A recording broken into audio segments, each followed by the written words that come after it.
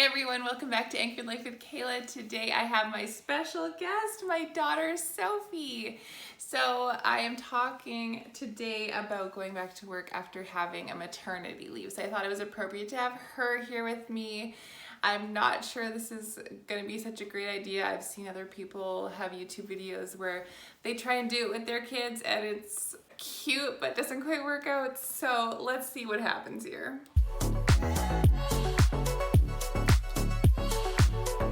I returned back to work after my mat leave this beginning of February. I had taken a full year off, which I am so thankful for. You want a snack while mommy talks? Here, have some cracker? There we go. I had a super great job to go back to, which I am so thankful for. So it wasn't necessarily the job itself that I was stressed out about going back to, but just the whole idea, like, I haven't done this job for over a year and so many things change on a normal basis.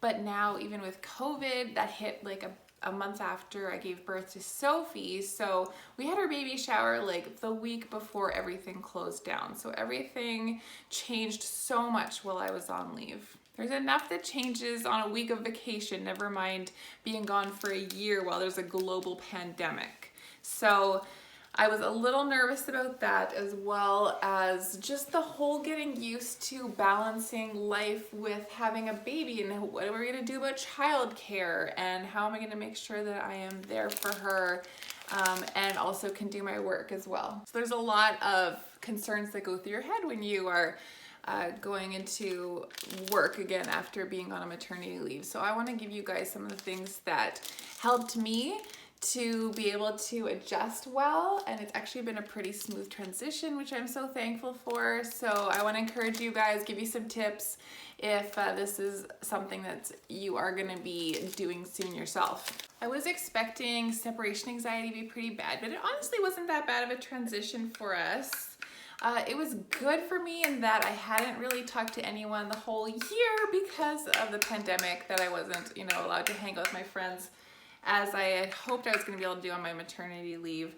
So being able to go back to work, talk to adults was really great for me. So I think it kind of helped ease the transition, as well as at the beginning, I'm just so focused on trying to remember what my job is all about that I didn't have a lot of time to miss her. But now when I miss her at work, I just get my husband, if he's watching her, to send me a picture of her so I can kind of stay up to date with what's going on at home. And she seems to be doing pretty well. Like, so far she's just stays with family while I'm at work, whether it is her daddy or grandparents. So she's fairly comfortable, and I just know she's like maybe a little bit clingy sometimes if I've been at work for a while afterwards, but overall we're doing pretty good with that. It was my very first week back at work, and I get this text from Bruce. I work shift work, I'm a nurse if you didn't know. So I'm there in the evening and I get this text from Bruce saying, Sophie's walking halfway across the house by herself, right? Yeah, you did. You did. And I'm like, what? Like, that is such the stereotypical thing of mom goes back to work and baby makes a big developmental milestone. Of course, I was disappointed that I wasn't there for the first big time she was walking. Oh, she's going for my laptop. But I just had to remind myself that it's okay, she's gonna walk again, she's gonna do these things again, I will see it another time. And so I just try not to let myself get too disappointed about that. But there definitely is that mom guilt that comes into play with things like that when you have to go to work and you miss these important parts of their life, and you miss when they learn something new, or just cute little moments, things like that. And it's very common for us to get guilt as moms, thinking that we need to be there for every single moment, but that is not realistic, because as they're growing up and they're going to do more things away from us, and we need to do things away from them as well. Of course, there's going to be things and moments that we miss, and that is totally okay. That is totally okay. You need to remind yourself of that. I made a video previously about mom guilt, so make sure to check out that video if this is something that you deal with and you need some helpful tips. I think that mom guilt can keep some moms from feeling comfortable to returning to work, and maybe they feel like they shouldn't be in the workplace because they don't want to miss out on their child's life. And I'm not saying that everybody needs to be a stay-at-home mom or everybody needs to be a working mom. You need to figure out what works for you and your family, but there shouldn't be a guilt around how you make your decision. Just because you are at work when your baby takes their first steps across the house, that doesn't make you a bad mom. It doesn't make you a bad mom if you are missing any other milestone as well. So that's just how life goes, and we need to remind ourselves of these things. I am not a bad mom just because of this.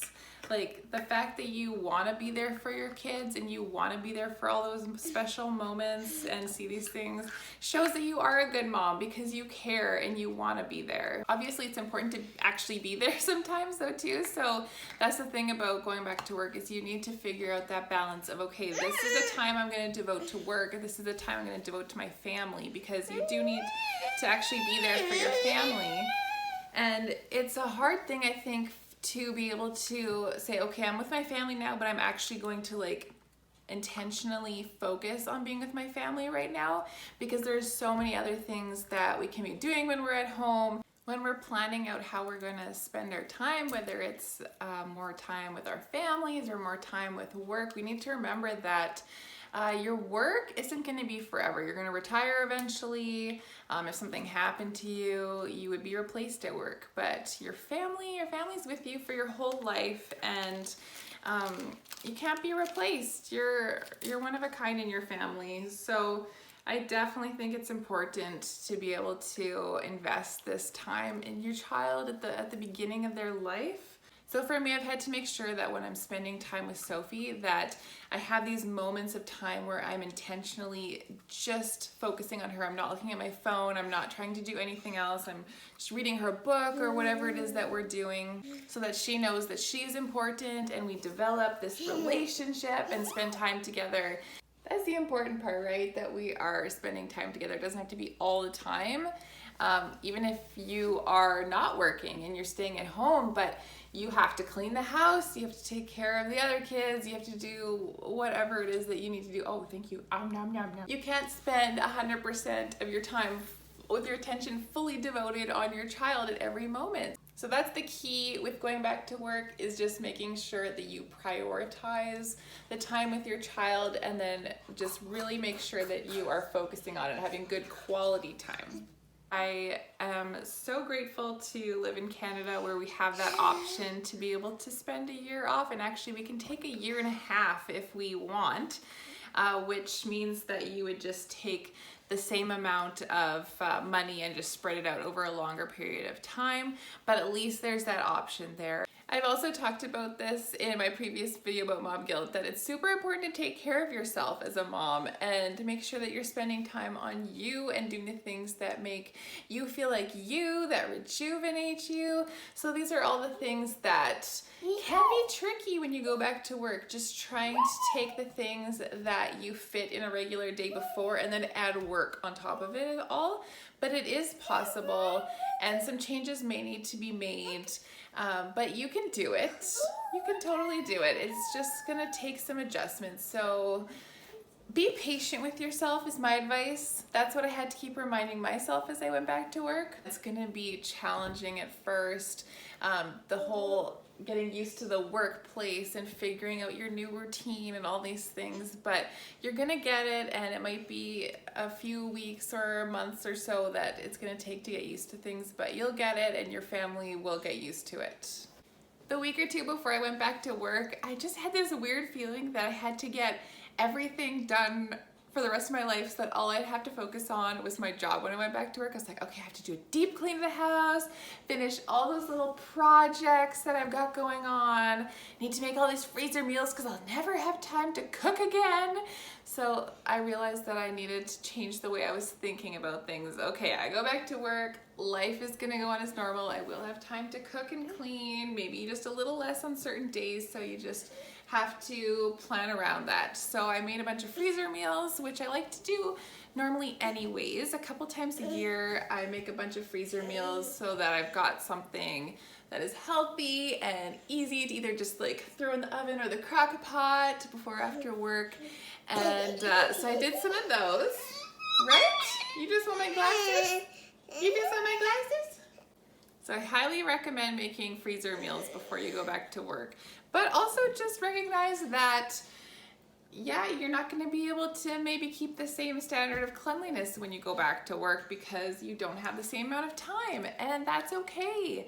I am a perfectionist, so it is really hard for me to let things go and to not have things be like 100% all the time.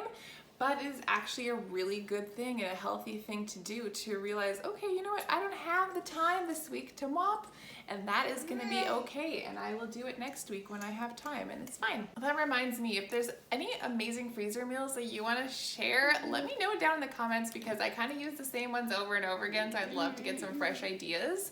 As well, if you're curious which freezer meals that I tend to use, just let me know and I can share those with you. So to sum it all up, whether you go back to work or you don't, just do what's best for you and your family, and don't worry about what other people are doing. Everybody is different. And have grace and patience for yourself. This is a big transition, and be kind to yourself. As well as, it doesn't hurt to be a little prepared with some freezer meals and figuring out the childcare situation before you go back, just so you can have a little bit of peace of mind as you go. And don't feel guilty if you're missing the occasional milestone or thing like that. You're gonna see more things. I hope this video was encouraging to you. I just kind of wanted to share a little bit of what I've been going through recently in hopes that it helps you guys out. So if you liked it, please hit like and subscribe to my channel. I release new videos each week. Sophie, can you wave? She's like, why am I waving at no one? There's no one there. Here, go. Bye. Bye-bye. Yeah, you give a little nod. There you go. Okay. See you soon.